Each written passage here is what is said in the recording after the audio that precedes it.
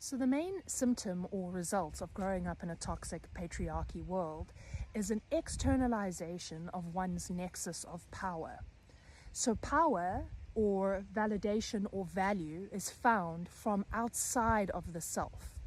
And the root of this problem, we'll just veer here quickly, is patriarchal religions. That's where this all comes from. So we're talking about Abrahamic religion, because Abrahamic religion only has a father god, and it's in the sky. It's a conceptual thing, and there's no mother, right? There's no equal mother. There's yang, but there's no yin. So that's a complete imbalance. So we have 2/3 of the world who believe in an Abrahamic religion, which is an off-planet sky god that has no equal mother. And we wonder why there is so much violence and distorted, toxic, masculine attributes happening in the world. So yeah, that's the kernel and the reason and the start of patriarchy. So you don't have to have grown up in an Abrahamic religion to be affected by patriarchal culture. There's still the externalization of power. How it plays out in religion is that if you're Christian, Jesus must come and save you. Allah must have mercy. Yahweh must have mercy, right?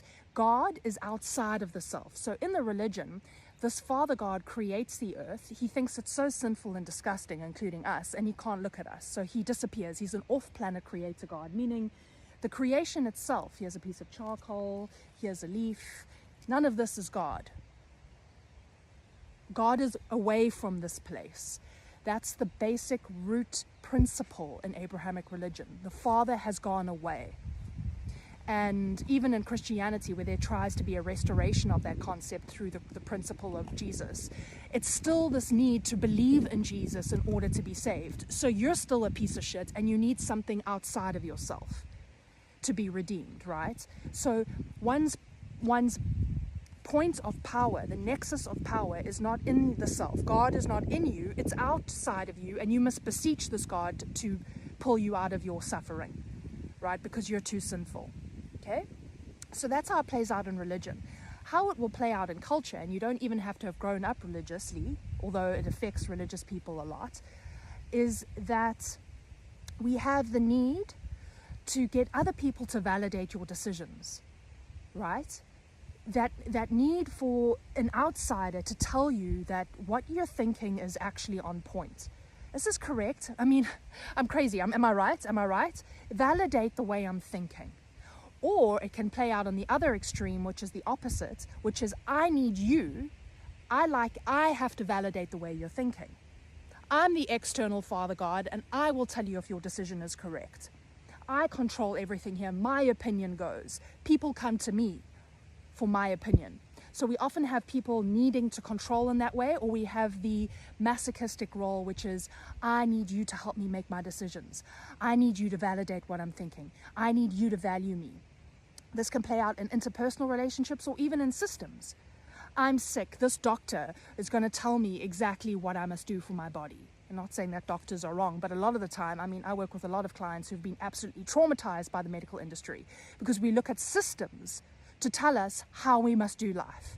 Oh, this school system is going to tell me how I must raise my kids. Oh, all these external things are going to tell me how I must do things. So the power isn't coming from within, right?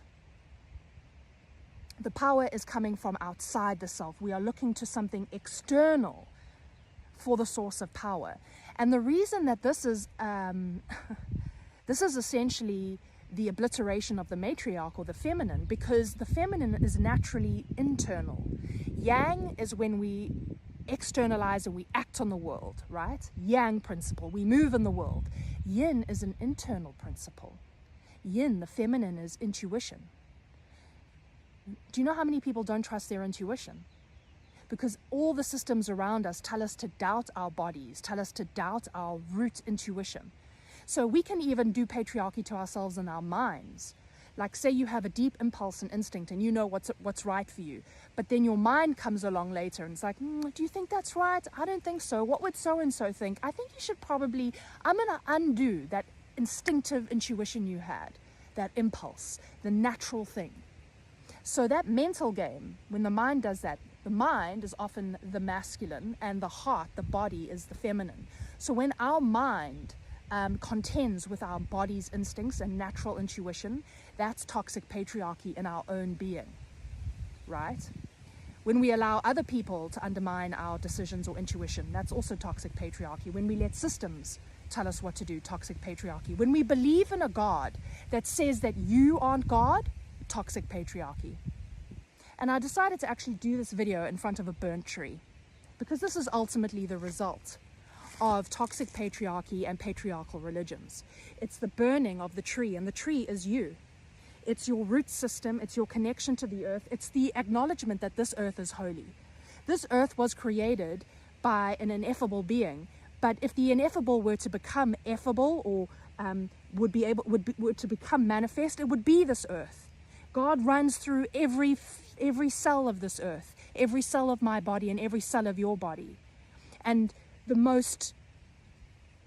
heart is, was it 5,000 times stronger electrically and magnetically than the mind, right? And the heart is our bodies, it's our tree. We are the tree of life. And we burn down our tree every time we externalize our power, every time we look to somebody else to define us, every time we undo our instincts and our intuition with our mind. That's us killing the tree, burning the mother, because the mother is the natural thing in you.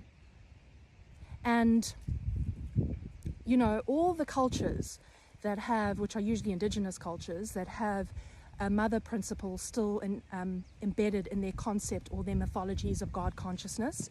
So the Hindus, and I'm not talking about right-wing Hindutva, which has gone crazy, but indigenous cultures, there is Earth Mother and Sky God, Father, right? Earth Mother, Sky Father, and they are equal.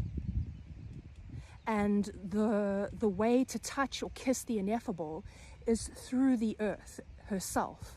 So through our bodies, through the very nature of our bodies, through the intuition, through all the feminine principles. But we live in a culture that has told us that those intuitions, those instincts are wrong. And especially in Abrahamic religion, that the body itself is evil. Can you imagine? The body itself, the tree itself, the temple itself. The temple is evil. That's what I was taught in fundamentalist Christianity. The body is flesh, it's carnal, it's full of deceit. Cut off the body. Stay in the sky god conceptual mind. Over-analysis, fracturing of the brain. Trying to undo the body all the time. Because you're not allowed to grow in curves. You're not allowed to be a tree that grows in curves. You have to arrive perfect. So, that's my speech today. And that is the basis. The root problem of patriarchy is the externalization of one's nexus of power. What if you didn't look at anyone or anything or any system to tell you what to do? What if you just knew what to do and you trusted that? So even your mind obeyed your heart. The mind sits under the heart. The mind must serve the heart. The mind is not here to say that the heart's wrong, the heart's going about it. That's too simple, heart. Stop being such a child. Well, that's what this earth is. It's actually a Garden of Eden, and the answers are usually very simple and clear, very clear. The heart is very clear. It is like a child. And it's the mind's job to quieten down and listen to the heart and not undermine the heart. Then we are drawing power from us. That's the fountain, the heart. Those intuition, that instinct, that intuition, that's the mother moving in us. And that's a very wholesome place to live. There's nothing coming outside of you. Sure, I can ask for people's opinions, but I don't need that. I might just want to hash some concepts out and that kind of thing here and there.